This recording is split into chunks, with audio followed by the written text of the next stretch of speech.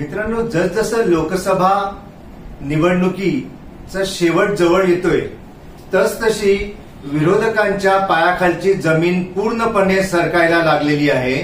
आता पहा, काल मुंबईमध्ये शिवाजी पार्क येथे आदरणीय पंतप्रधान नरेंद्र मोदीजी यांची प्रचंड सभा झाली। त्याच्या अगोदर 2 दिवस याच मुंबईमध्ये एक रोड शो सुद्धा झाला, तो सुद्धा प्रचंड प्रमाणात यशस्वी झाला। आणि लगेच लगोलग मुनीमजी संजय राऊत यांनी आरोपांची फैरी झाडायला सुरुवात केली। दररोज उठायचं, गार्डनमध्ये जाऊन उभं राहायचं आणि काही वाटेल ते खोटे आरोप करून सरकारला बदनाम कसं करता येईल याचा एक केविलवाणा प्रयत्न करायचा। आता काल म्हणे या सभेवरती आणि रोड शोवरती 3,56,00,000 रुपये खर्च केले गेले। आता हा आकडा आणला कुठून याच्या मागचे एक गणित मी तुम्हाला सांगतो। आपणास कदाचित ठाऊक नसेल, याच मुनीमजींना म्हणजे संजय राऊत यांना महिनाकाठी गार्डनमध्ये उठून बोलण्याकरता 29,66,666 रुपये महिना पगार दिला जातो आणि म्हणून ते सकाळीच उठून गार्डनमध्ये उभे राहत असतात। या मागचं खरं गणित हेच आहे। आपण त्याला गुणिले 12 करा म्हणजे तुम्हाला या सभेचा आकडा यांनी कुठून आणला हे कळेल। आणि म्हणे की हे पैसे मुंबई महानगरपालिकेने खर्च केले। काय संबंध आहे मुंबई महानगरपालिकेचा आणि या सभेचा?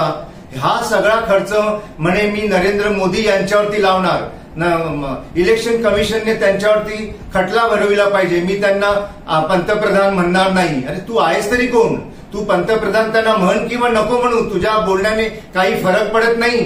तू काय या जगाचा प्रमुख स्वतःला समजतोस का की परमेश्वर समजतो स्वतःला, जे आदरणीय पंतप्रधानांच्या विरोधात उठसूट नेहमीच बोलत असतोस ते? तेव्हा हे जे काही आरोप केले गेले या मुनीमजींमार्फत ते पूर्णपणे खोटे आहेत। फक्त आणि फक्त निवडणुकीच्या तोंडावरती सरकारला बदनाम करायचं, महायुतीला बदनाम करायचं आणि पाहायचं की यांचं मतदान कसं कमी होईल आणि आम्ही कसे जिंकू। परंतु या देशाची, या महाराष्ट्राची, या मुंबईची जनता शून्य आहे।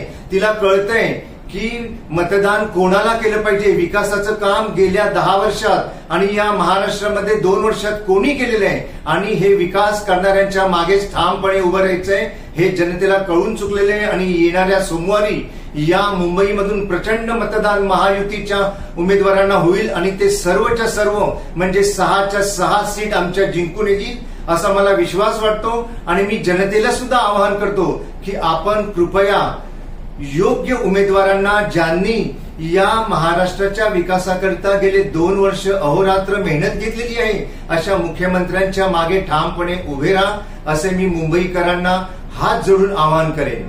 जय हिंद, जय महाराष्ट्र।